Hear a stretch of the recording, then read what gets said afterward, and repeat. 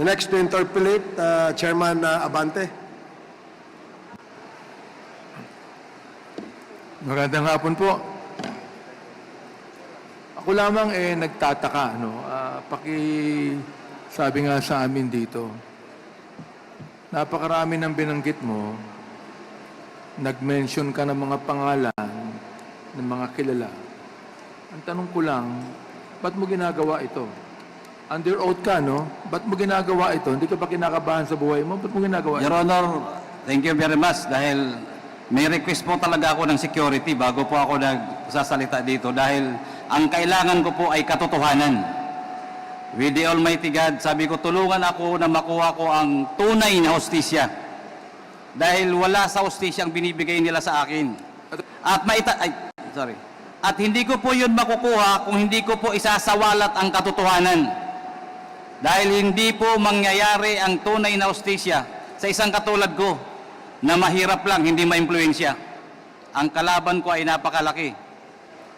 Katotohanan para sa iyong sarili o katotohanan para malaman ng taong bayan ang nangyayari sa ating lipunan?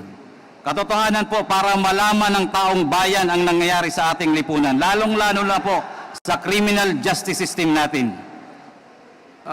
So wala ka ng tiwala sa criminal justice system natin? That is correct, Your Honor. Dahil po dyan, nakulong ako na ang judiciary ay parang may nagdidiktang ibang tao galing sa labas. Okay. Ganito yan, no? Ikaw ay naging guest ng Blue Ribbon Committee, di ba? Nag-testify ka ron, di ba? Opo, Your Honor. Yung bang testimony mo sa Blue Ribbon Committee at yung testimony rito pareho? Hindi po, Your Honor. Bakit? Nandun po ako sa committee. Ibig sabihin, doon sa Blue Ribbon Committee, nagsinungaling ka, pero dito, totoo sinasabi mo. Ito po, Your Honor, yung totoo dahil hindi na po ako takot ngayon na lumaban. Wala na akong nakatarak sa dibdib ko. Sagutin mo ako, sa Blue Ribbon Committee, under oath ka, nagsinungaling ka. Yes, Your Honor. Inaamin mo ngayon yan. Yes, Your Honor. At under oath ka ngayon, nagsasabi ka ng totoo dito sa aming committee. Yes, Your Honor. Ito po yung totoo. Alam nyo kasi, pagka minsan nanonood ang taong bayan Hindi ba? Opo. Napakahirap paniwalaan na magsasabi ka ng iba sa Senate Blue Ribbon Committee, ang sabihin mo dito, iba rin yung sinabi mo, at dito, ang binabanggit mo, katotohanan. Paano kami maniniwala sa'yo? Your Honor, yung katotohanan po ngayon ay inilabas ko dahil tinatakot ako nila during that time. Marami pong nangyayari during that time. Marami pong namamatay. Ngayon po nakita ko po na maganda ang pagserbisyo para sa hustisya ng ating bayan. Kahit po ano po ang gawin ko noon, kahit sino pong siga during that administration, sa dami ng namamatay, kunting salita lang, nawawala sa bayan, sa lipunan. So ngayon po, ang tamang panahon, inantay ko po, Your Honor. Kung mahaba, may kunti pa akong kwento, Your Honor, for about 4 years ko sa kulungan. Yan po, Your Honor, ang sinasabi ko ngayon dahil hindi ko magawa noong araw. So, Mr. Guba, naniniwala ka na itong committee ito may mga gawa para sa hustisya mo? Yes, Your Honor, and I am praying for that, Your Honor. Okay. Under appeal ang kaso mo ngayon. Sapagkat life Yes, imprisonment ka, di ba? Under appeal ang iyong kaso ngayon. Yes po, Your Honor. Okay. Hindi ka ba natatakot bumalik sa kulungan pagkatapos ito? Your Honor, sana wag na muna doon. Makahanap muna ako habang sa ibang kulungan na safe naman ako. Pero para po sa katotohanan, Your Honor, I have to do this. Para po sa bayan. Yung basihan ng kaso mo ay tungkol sa Dangerous Drugs Act. Di ba? Opo, Your Honor. Bakit? I mean, akala ko ba gusto mong sabihin sa amin yung mga tao na tungkol sa droga? Bakit ang kaso mo tungkol sa dangerous drugs? Ikaw ba nag-i-import ng illegal drugs? Noong panahon na ikaw ay intelligence officer ng customs? No, Your Honor. Wala pa akong involvement kahit anong importation. Okay. Pakisabi nga sa amin kung anong pagkakilala mo kay Colonel Asierto. Sino ba ito? Paki-refresh ang memory sa amin ngayon. Ano ang pagkakilala mo kay Colonel Asierto? Si Colonel Asurte po, Your Honor, during that time is an active PNP officer ng Philippine National Police. Oho. He was, pagkakilala ko sa kanya, galing pa sa PAOK TF. Retired na siya ngayon. Ngayon po ay retired na. Anong pagkakilala mo sa kanya? Well, marami hong huli yan tungkol sa illegal na droga. Marami na hong kinoordinate yan sa Bureau of Customs secretly. Halos top secret pa namin na ginagawa, nahuhuli nila sa labas. So I trust him and I'm sure he trusts me also dahil marami na kaming nahuli sa labas nila pagtungkol sa operasyon ng illegal na droga. So doon ka sa kanya nagtapat ng buong katotohanan. Yes, yung magkasama po kami matagal na rin. Magkakilala kami for almost more than 20 years. Nasaan si Colonel Asurto ngayon? Mula po nung makulong ako, nakikita ko lang siya sa balita. Hindi ko po alam kung nasaan siya eksakto ngayon. Itong si Paul Gutierrez na lumapit sa iyo, sabi mo, na ang nagsabi sa iyo, wag mong banggitin ang mga pangalan nila Pulong, Michael Yang at Man.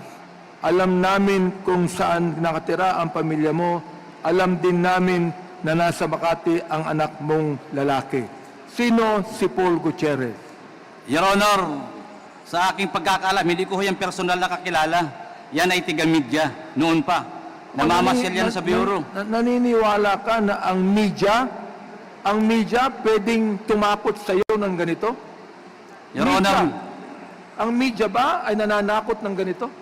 sa dyaryo, kung manakot, grabe, lalo na po yung personal. At alam ko pong meron silang grupo na nag-iikot ng mga media. O, mayroong silang grupo. Yes, Your Honor. Mr. Chair, inaamin din po at nagte-testify si Mr. Guban na mayroon pong grupo ang media na katulad ni Paul Gutierrez. Ganun ba yun? Katulad po na nagsusulat sa dyaryo nila, Paul Gutierrez, sa tabloid. Okay. Ano ang pagkakilala mo kay Benny Antiporda? Bakit siya nadamay dito? Your Honor, hindi ko gaano kilala yan except his name. Bini Antiporda at saka naging National Press Club. Doon ko na lang siya nakilala kay Paul Gutierrez sa mga sinabi niya. Hindi familiar raw sa akin. Ang alam ko lang po sa Bureau of Customs, sa intelligence report namin, namamasyal. Pero ganun lang, wala po akong kilala na ano pa man sa Hindi mo kanya. siya kilala masyado. Hindi po. Hindi mo alam na siya ay media rin. Alam ko lang po, dahil nasa National Press Club, nababasa ko rin po yan minsan sa news, na he was, I think, became a president of the National Press Club. Ito pong Miss Mangawang na saan to involved? Ito Miss Mangawang. Siya ba ay kasama sa Becca ba, trading shipment? Ano, Your Honor, si Miss Mangawang ay empleyado po, Deputy Collector ng Bureau of Customs. Empleyado ng Bureau of Customs. Bureau of Customs. Opo. Ang nasabi niya sa'yo, tinanong ka niya, anong magagawa diyan sa shipment na yan, kinaparing Benny Antiporda yan, I replied to her, wala na akong magagawa, huli na yan. Bakit po nasabi yun? Opo, dahil talagang nandun na, apprehended na, properly reported na, at alam kong malapit ng buksan. Tapos ng buksan pala. Ayon sa'yo, pinakilala ka ni Henry, yung Henry. Sino yung Henry? Si Henry po isang negosyante, Filipino, Chinese businessman, na nagkukuha rin ng mga kliyente galing China, galing abroad, nakukuha ng? mga kliyente na nag-i-import, then binibigay niya sa broker niya para makalabas sa Bureau of Customs. So hindi siya broker ng Bureau of Customs. Hindi po siya licensed, negosyante lang. Okay. Nagpa-facilitate ng transaction. Pinakilala ka ni Henry kay Nilo Abellera Jr. o mas kilala bilang Small, na ang sabi mo ay First District Councilor ng Davao. Tama ho ba yun? Opo, Your Honor. Hanggang ngayon ba ay siya ay konsehal? Your Honor, wala po akong news. Sa loob po ako ng kulungan, di ko na po alam. Sorry So, po. tungkol saan ang meeting mo noong 2018 kasama si Henry? In-introduce niya lang po. Sino-sino kayo? Sino-sino kayo ng meeting na Kaming yan? tatlo lang po. Kaming tatlo lang. Si Henry at saka si Small. Si Small. Yes, Your Honor. Oo. Anong sabi sa iyo ni Small? Ibig sabihin, itong si Small, nabanggit niya ang pangalan ni Michael Yang. Yes, Your Honor. Nabanggit niya ang pangalan ni Congressman Pulong Duterte. Yes, Your Honor. Nabanggit niya ang pangalan ni Attorney Manscarpio. Yes, Your Honor. Okay. Ito, kilala ko po itong si Congressman Pulong Duterte. Sino si Attorney Manscarpio? He is the husband of then Mayor Sara Duterte. Siya ang asawa Yes, Your Honor. ng ating Vice President? Now, Vice President, Your Honor. Ha? Yes, Your Honor. Nakakasiguro ka? Yes, Your Honor. Involved siya? Yes, Your Honor. Under oath ka? Opo, Your Honor. Guban. Oo. Matindi itong ina-accuse mo sa mga malalaking tao. Naunawaan mo ba ako? Opo, Your Honor. So, siya ang naatasan na mag-facilitate ng mga release ng shipment nila sa customs. Sa pagkakaalam mo, ano po ba ang business nila? Business ni Small, business ni Michael Yang, business ni Congressman Pulong, at business ni Manscarpio. Importation po. Importation, Yes, Your Honor. but not necessarily drugs. Generalized, Your Honor.